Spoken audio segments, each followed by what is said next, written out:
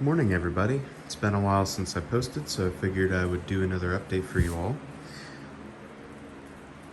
Over here, I decided to do another tray of seedlings, and I used plastic storage bin organizers, and found a way to utilize them for these sponges to fit in perfectly. And I just used the Root Riot, they've been really good. They don't seem to collect algae very much. And I had a worm outbreak. Unfortunately, I'm gonna have to start over with some of these. I don't know whether the worm casings were on seeds I bought or if it was on the Root Riot themselves, but I had to pull off about 4 little worms. They did some damage, and I sprayed some neem oil, but the plants didn't like that either. So I will be starting that again and hopefully doing better on the next round. No worms. But anyways, so that's that. I've reorganized the entire grow room, and now I'm using only these 27-gallon containers. So I'm doing 3 holes in each container, and I now have this latch system. Comes up, goes down. And when you have it up, you can see there's another layer of barrier, and that's just a duct tape barrier. What that does is that helps mitigate the light between the crevices here. So I just figured that'd be a good idea, a little bit easier than lifting the whole lid to give nutrients and refills and things like that. But this is my Flavor Bomb tomato. I was able to transfer it from my 5-gallon, and it's doing awesome. It had a huge shock though when I did it. As you can see, I've got a cluster here.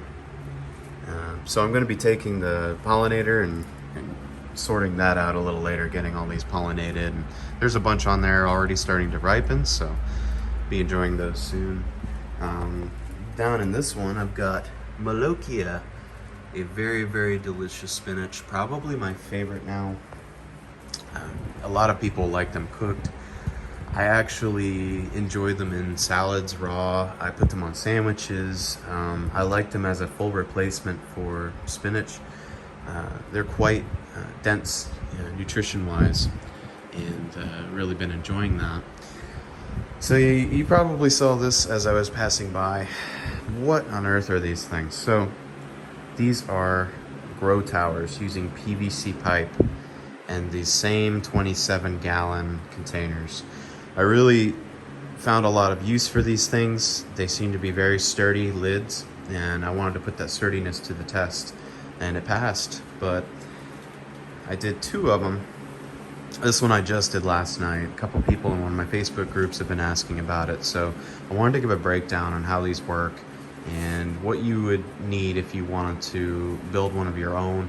Also some helpful resources and links, as especially on this model. The way the angle and the pipes kind of come out like that, that was not my idea. That was another individual's video. Great, very brilliant person, and it helped me complete my own design efficiently. So thank you very much. And this one was done with 6-inch pipe. This one was a lot tougher. I don't know if I would do another one like this. It's just very... it took a lot of time. It took a lot of extra money, actually. This one cost me, in the end, about $250, maybe even $300, just because I did so much trial and error trying to build it. The good I got out of it is, yes, there's 6-inch, so there's more space for plants to grow. There's more room. This one I did a little more organized, so I could have bigger plants popping out. The proximity here, I'm going to have to pick and choose wisely what I grow on this side facing the strawberries. But other than that, yeah, I mean, it's doing great. It's, popping out salad stuff. I mean, constantly. It's mint green lettuce, salad burnet, arugula, and all the good stuff. We all love to eat that stuff. So over on this side, I've got orange hats, and as you can see, there's been a little stress to the orange hats because I've had some fixing and again, more trial and error to sort through with the watering system.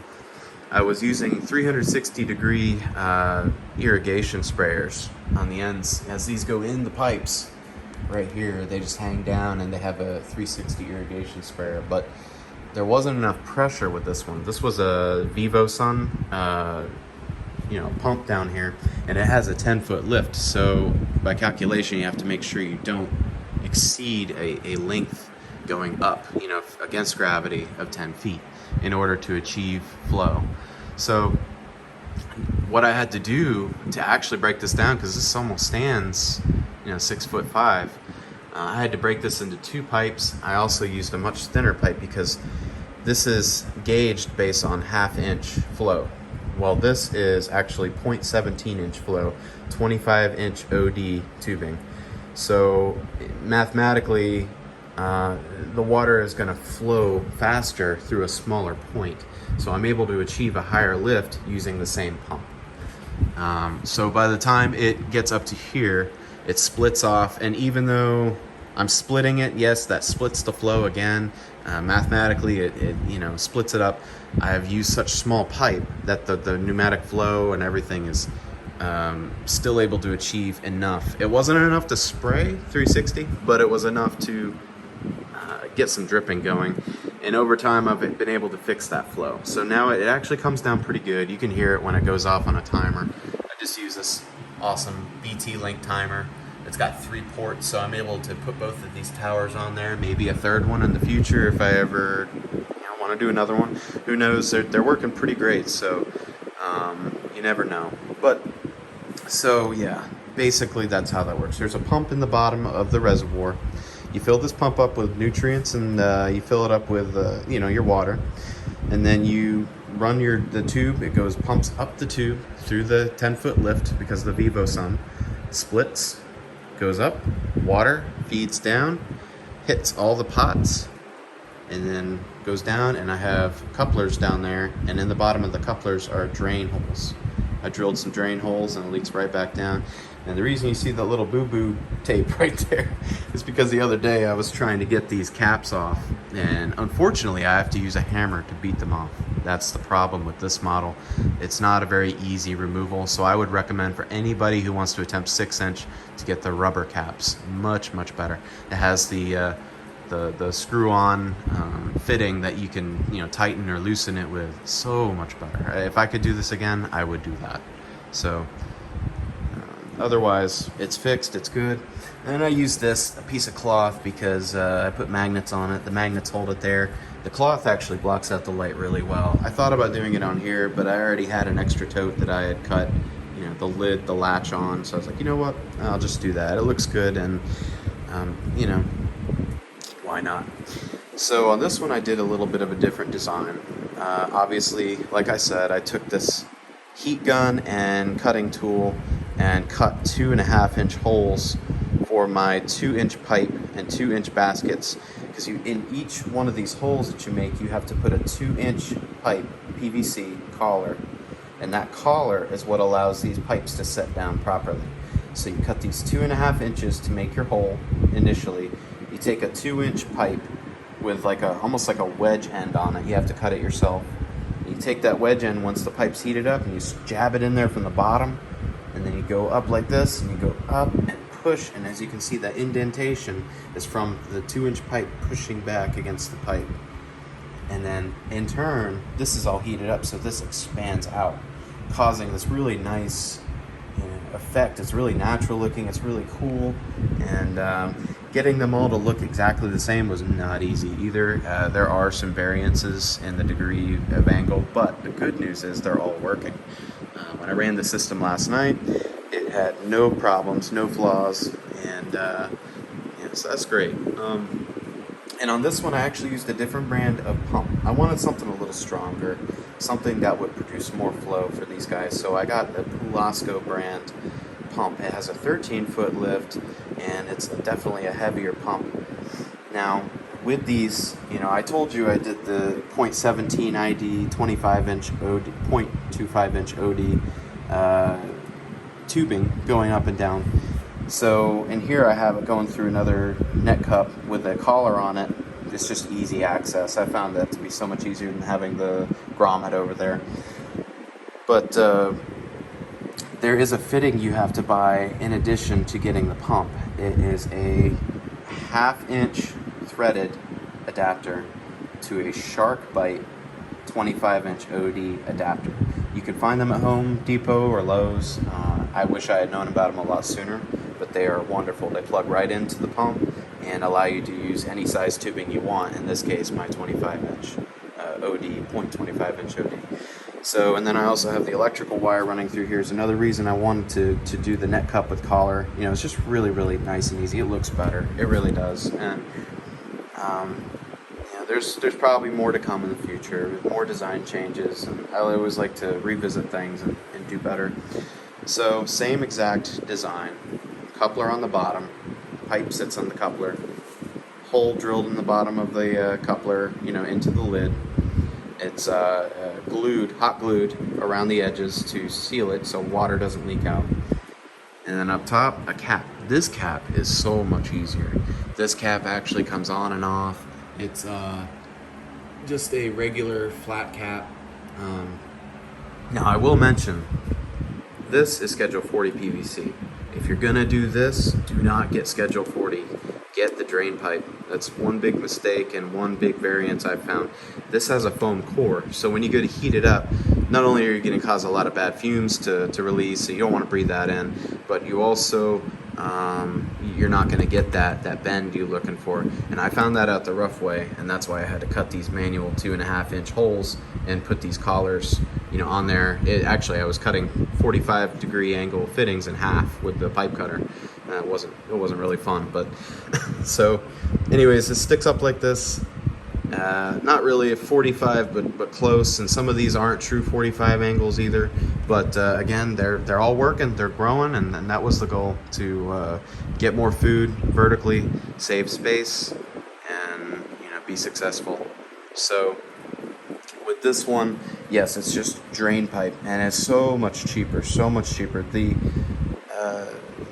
This one in particular cost me about 20 bucks for one piece, and I cut it in half. Yes, it had a bell end on it, so you want to cut that bell end off and make sure they're even. So whatever you cut off at the bell end, you want to make sure you use over here, because the bell end does not fit like a coupler, and it won't fit into any fittings. It's meant to connect one pipe to another. So other than that, you know, I've got my Y connector here. I've got it wrapped around here, going up and in. It flows down again. These things, because they go in like this, are deflectors, so the water bounces off of it, goes down to the bottom, fills. But yeah, so that's that with the tower, and I would like to draw up prints eventually. I really just want to run these through some field tests. I want to make sure these work efficiently and that I don't run into any issues. I don't want you guys to have to face the same trial and error that I, you know, may end up facing. So it may take a few months. I'm not sure, but as soon as I can, I will. Over here, I planted some more tomatoes. I've got these Siletz tomatoes. They're awesome indoors because they're parthenocarpic, so they don't require any pollination. They're just going to produce tomatoes. I've heard they have great flavor, and that's really awesome. I'm looking forward to that. This one in the middle originally was a Siletz tomato, but I replaced it with a Rutgers tomato. Supposedly really good for making sauces and stuff like that. So again, latch reservoir, water in there, it's working. And I've heard a lot of people talking about algae formation through these lids, and I have a whole bunch of these outside. I've had them out there for a while with no algae problems. But I would suggest, if you do end up with algae problems and you don't want to make this thing look ugly, you want to keep it looking, you know, nice and clean, take some duct tape and tape strips along the bottom of these pots, or not pots, but container lids. Tape, you know, duct tape on there, make sure it's nice and firm, make sure it's sticky and it's not going to come off.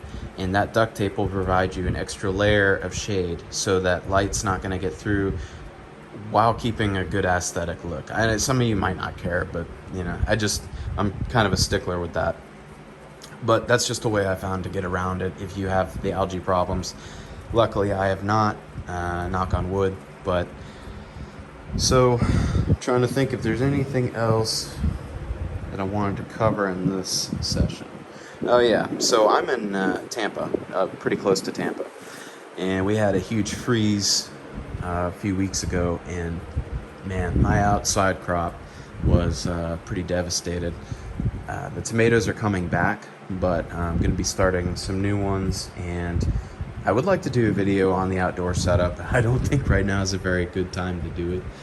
I had trimmed off a lot of the dead stuff the other day, and unfortunately, some are lost completely. Some are recovering, and I'm pretty excited for that.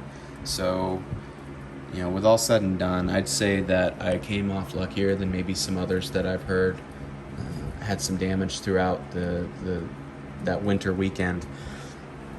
But otherwise, you know, it's been beautiful, and thankful all the time for you know, our freedoms and what we have to.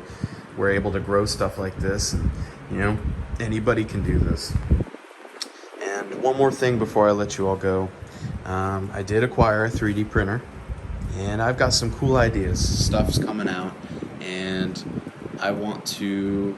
It's going to help you, especially if you grow these. If you grow in these containers, it's going to be awesome. I've got some other ideas for other easy things for people who like to do DIYs but need a little help, or you know, it's like, man, why doesn't this part exist?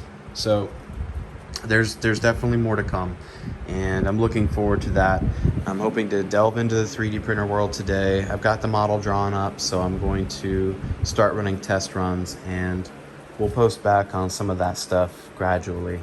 But everybody, thank you so much for watching, and also you know, kudos to you all, especially those of you who have interest in growing, and I hope this helps you. And if you have any questions, please feel free to comment below as well.